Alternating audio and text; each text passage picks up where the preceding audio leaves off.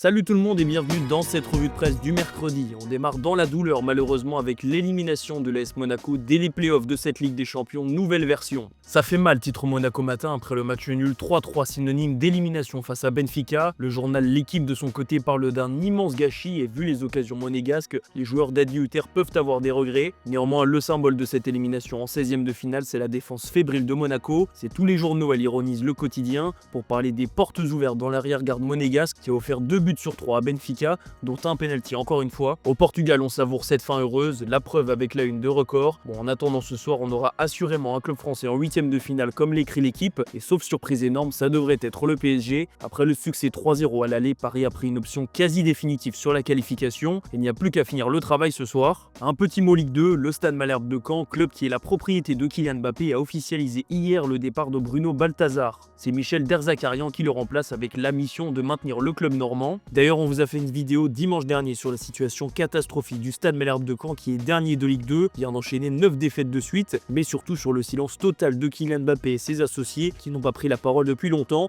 Elle est disponible sur notre chaîne secondaire Foot Mercato FC. Et en parlant de Kylian Mbappé, hier la FFF a jugé son appel irrecevable dans l'affaire qui l'oppose au PSG et des salaires non payés, une décision qui a surpris le camp de l'attaquant du Real Madrid. On revient en foot avec la Ligue des Champions et la folie Théo Hernandez avec une soirée mouvementée avec le Milan et pas dans le bon sens du terme puisqu'il a été exclu pour une faute grotesque et une simulation stupide. Quel désastre juge la Gazzetta. Le Milan avait démarré de la meilleure des manières en ouvrant le score après 25 secondes de jeu, mais le rouge de Théo Hernandez a compliqué les choses et en partie provoqué cette élimination contre Feyenoord. Forcément l'international français n'échappe pas aux critiques et elles viennent de toute l'Europe. Le Milan tombe de Théo s'amuse l'équipe. Pour Mundo Deportivo, Théo a carrément condamné l'AC Milan. Cauchemar à San Siro pour As. Théo fait sortir le Milan pour Abola. Bref, il n'y avait pas besoin de chercher longtemps pour désigner un coupable, à tel point que le journal italien évoque un départ l'été prochain. Cette erreur est un peu perçue comme celle de trop, et avec un contrat qui se termine en 2026, Théo Hernandez pourrait bien partir dès l'été prochain. Les discussions pour une prolongation sont au point mort. Théo veut une augmentation, mais le Milan refuse de lui donner, donc soit il revoit ses conditions à la baisse, soit il part, mais vu le contexte, on penche plus pour un départ. Côté néerlandais, cette qualification est jugée comme un miracle par le journal AD,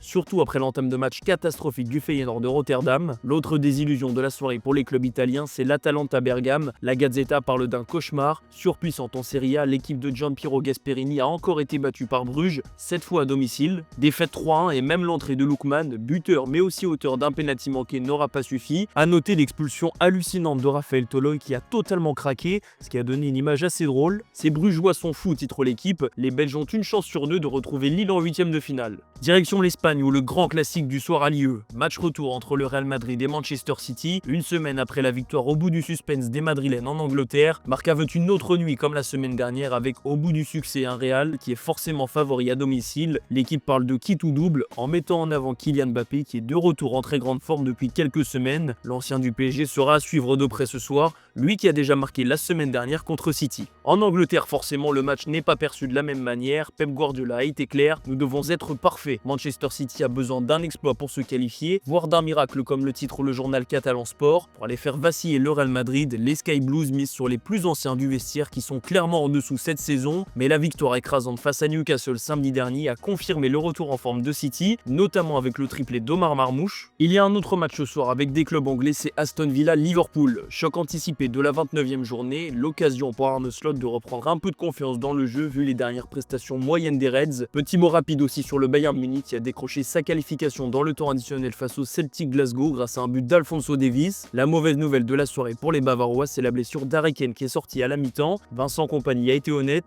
il n'a aucune idée de quand l'attaquant anglais sera de retour. Enfin, on va finir cette revue de presse en Catalogne où Mundo Deportivo a interviewé la pépite Lamine Yamal avec une qui annonce la couleur. Je dois tout au Barça, déclare-t-il. Le crack de 17 ans est revenu sur la saison actuelle. Pour lui, le Barça est la meilleure équipe en Liga et aussi celle qui joue le mieux. D'ailleurs, il a expliqué qu'il n'y avait que Liverpool qui était plus favori que le Barça en Ligue des Champions. Sujet sensible abordé aussi, Lamine Yamal a parlé des polémiques arbitrales qui font parler en ce moment. Pour lui, il y avait bien penalty sur Inigo Martinez. En revanche, il explique qu'il n'a pas vu le ralenti du but refusé au Rayo Vallecano. Belle belle esquive de Lamine Yamal. Il a eu un petit mot sur le Real Madrid qui selon lui a bénéficié dans le bon sens des erreurs d'arbitrage en Coupe du Roi, mais que ça peut aussi arriver dans l'autre sens parfois. D'ailleurs, As a expliqué dans son journal qu'une investigation avait été ouverte concernant l'arbitre du match Osasuna-Real Madrid de samedi dernier. Bref, Lamine Yamal n'a que 17 ans, mais il s'en sort déjà bien face aux médias. Même chose au sujet de son avenir. L'international espagnol a fait une nouvelle déclaration d'amour au Barça. Il a expliqué que c'était son club de toujours et que tout serait réglé lorsqu'il aura 18 ans, sans confirmer officiellement qu'il prolongerait, mais il n'y a plus vraiment de doute.